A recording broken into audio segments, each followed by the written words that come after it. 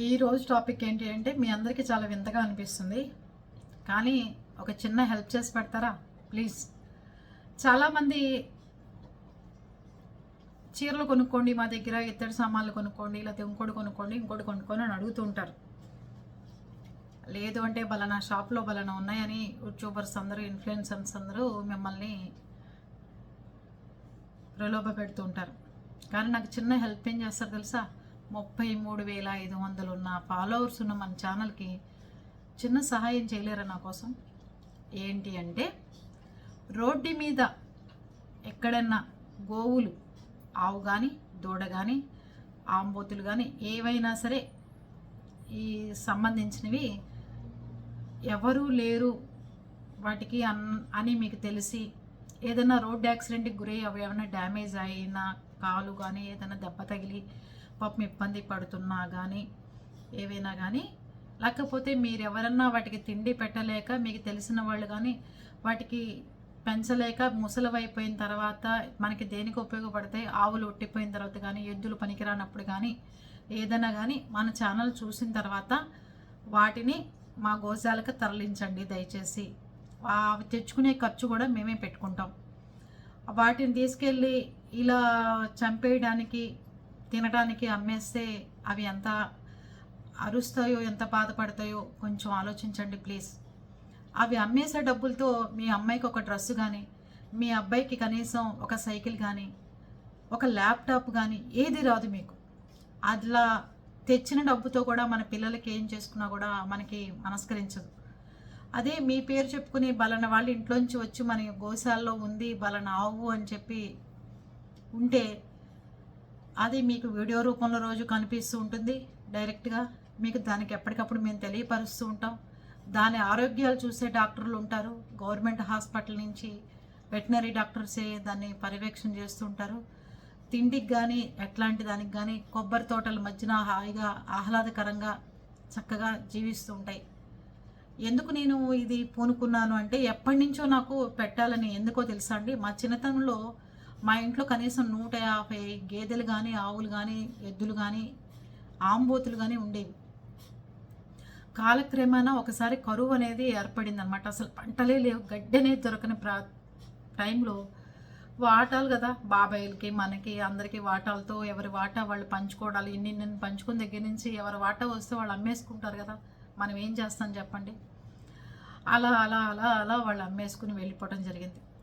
మన దగ్గర ఉన్నవి మన సిటీకి వచ్చేసి చదువుకోవడానికి వచ్చిన తర్వాత మనకి పాలు పెరుగు కావాలంటే నాన్నగారు ఇక్కడి నుంచి గేదెల్ని వాళ్ళన్న అక్కడ ఉన్న గేదెల వాళ్ళకి పంపించి గేదెని వాళ్ళ దగ్గర ఉంటే మనకి పాలు పోసేవాడు. పొద్దున పూట పాలన్నీ మనకి పోసి సాయంత్రం పూట పాలు అతను మేపుతాడు కాబట్టి అతనే తీసుకునేవాడు. అలా అడిగిన వాళ్ళందరికీ ఇచ్చేవాళ్ళు నాన్నగారు. తీసుకెళ్ళండి, ఈ దూడ తీసుకెళ్ళండి, గేదెని తీసుకెళ్ళండి, పెంచుకోండి అని. దాని తర్వాత నుంచి ఇప్పటివరకు ఎప్పటి నుంచో పెట్టాలనుకున్న ఆలోచనలు అలా ఉండిపోతున్నాయి తప్ప ముందుకు వెళ్ళట్లా. నిన్న రోడ్డు మీద చూస్తే ఎన్నో ఆవులు తినడానికి లేక ఎవరు పెడతారని ఎదురు చూస్తున్నాయి.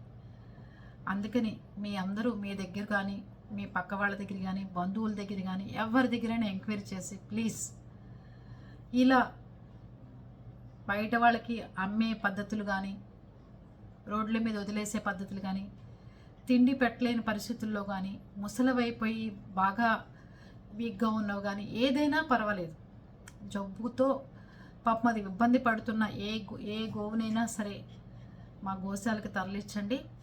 ఇంకో బాధ్యత కూడా మీ మీద పెడుతున్నాను. ఆ గోశాల పేరు కూడా మీరే పెట్టాలి.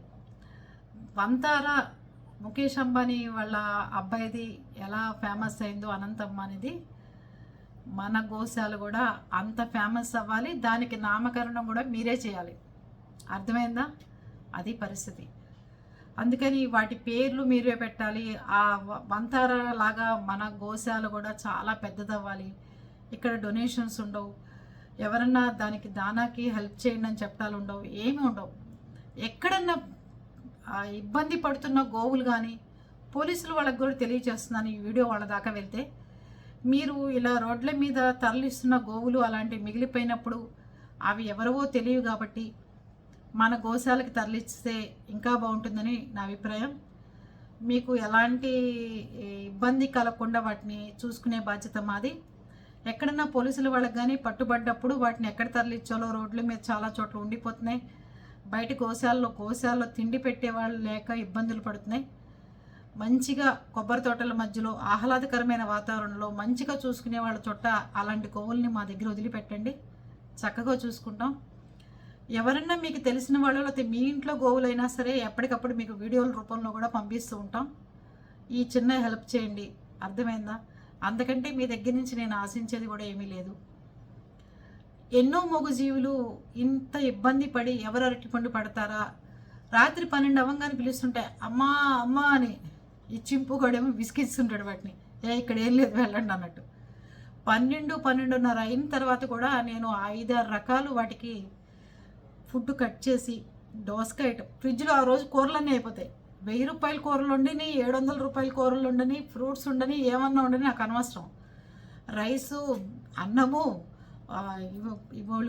ఉడకబెడతాం కదండి, అలచందలు, ఇట్లాంటివన్నీ సమస్తం 5-6 రకాలు తినాల్సిందే. మళ్ళీ ఒక రకం తినేసి వెళ్ళిపోకూడదు. దోసకాయలు కోస్తాను, కీరా దోసకాయలు కోస్తాను, యాపిల్ పెడతాను, పుచ్చకాయలు, ఇక మామిడి పళ్ళు సీజన్లు వచ్చినాయంటే దానికోసం సపరేటు. కూరలు కడిగేసి వాటిని తరిగి ఫ్రెష్గా చక్క కవర్ నిండా వేసి ఈ పిల్లలు కానీ ఎవరైనా మన వాళ్ళు వెళ్తుంటే వాటి చేత ఎక్కడన్నా పెట్టించడం. కార్డికీలు ఎప్పుడు మినరల్ వాటర్ బాటిల్, దానికి ఒక టబ్బు ఉంటాయి ఆవులకి నీళ్లు పెట్టడానికి కోసం రోడ్ల మీద. ఇలా చాలా ప్రయత్నాలు చేస్తూ ఉంటాం.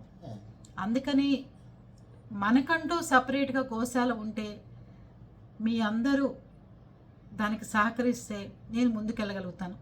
దీంట్లో నా స్వార్థం కానీ దాని నుంచి నాకు వచ్చే ఆదాయం కానీ ఏముండదు, మీరు తప్పుగా తీసుకున్నా కూడా. అర్థమైందా? చాలామంది ఫాలోవర్స్ ఉంటే వాళ్ళ దగ్గర నుంచి పచ్చళ్ళు కొనుక్కోండి, పొళ్ళు కొనుక్కోండి, మేము ఆవకాయలు పెట్టాం, మేము బిజినెస్లో దిగుతున్నాం, మా దగ్గర బట్టలు కొనుక్కోండి, మా దగ్గర అన్నీ కొనుక్కోండి అని చెప్తున్నారు. కానీ నా దగ్గర అవేం చేయొద్దు, మీరు డబ్బులు నష్టపోవద్దు, హెల్ప్ చేయండి. రోడ్డు మీద వెళ్తున్న గోవులకి ఇబ్బంది కలగకుండా హెల్ప్ చేసి పెట్టండి. ముస్లిం సోదరులకు కూడా చెప్తున్నాను, అన్న మీరు ఏం తింటారో తినండి కానీ గోవులను వదిలిపెట్టండి అన్న ప్లీజ్. మీ దాకా వచ్చిన గోవులను కూడా నాకు ఇచ్చే ఏర్పాట్లు చేయండి, నేను వాటిని జాగ్రత్తగా చూసుకుంటాను. తినడానికి బోళ్ళు ఉన్నాయి, ఆ జీవుల్ని తినద్దు అని చెప్పే అర్హత నాకు లేదు. కానీ ఆవుల్ని, దూడల్ని, ఇలాంటి వాటిని ఫ్రెష్గా అప్పుడే పుట్టిన చిన్న వాటిని కూడా తీసుకెళ్ళి తినేస్తున్నారు. అలాంటివి చేయకండి. హైదరాబాద్ ఓల్డ్ సిటీకి వెళ్తే కనీసం రోడ్ల మీద రక్తాలు పారుతూ ఉంటాయి, చాలా బాధ అనిపిస్తూ ఉంటుంది. ప్లీజ్ తప్పుగా అనుకోకుండా మీరు కూడా నాకు సహకరిస్తారని, మీరు కూడా దగ్గరుండి ఏ ముస్లిం సోదరుడన్నా ఒక ఆవును తీసుకొచ్చి ఇస్తే మన ఛానల్ ద్వారా వాళ్ళకి సన్మానం చేసి మన ఛానల్లో వాళ్ళకి మంచి ప్రైజ్ మనీ కూడా ఇవ్వటం జరుగుతుంది. అలా కూడా ప్రయత్నం చేయండి ముస్లిం సోదరులు. కొంతమంది అన్నా మారుతారని నా ప్రయత్నం. ఏమంటారు? కానీ వంతారా లెవెల్లో మన గోశాల పేరు కూడా మోగిపోవాలి. ప్రతి ఆవుకి మన గోశాలకు వచ్చేదానికి మంచి పేర్లు సెలెక్ట్ చేసుకోండి. అవన్నీ మన ఫాలోవర్స్ పేర్లతో పిలువబడతాయి, పెట్టిన పేర్లతో. ఓకేనా? ఎప్పటికప్పుడు ఆ వీడియోలు కూడా మనం వచ్చే విధంగా డెవలప్ చేద్దాం. ప్రతిదానికి మీ కృషి కూడా ఉంటుంది దాంట్లో. ఓకేనా? దీంట్లో ఎలాంటి మనీ ఉండదు, మీరు స్కానర్లు ఉండవు, మీరు గడ్డి కోసం, దానా కోసం డబ్బులు ఏమీ స్పాన్సర్ చేయక్కర్లేదు. ఓన్లీ వాటిని ఇబ్బంది పడకుండా చూస్తే చాలు. ఓకే.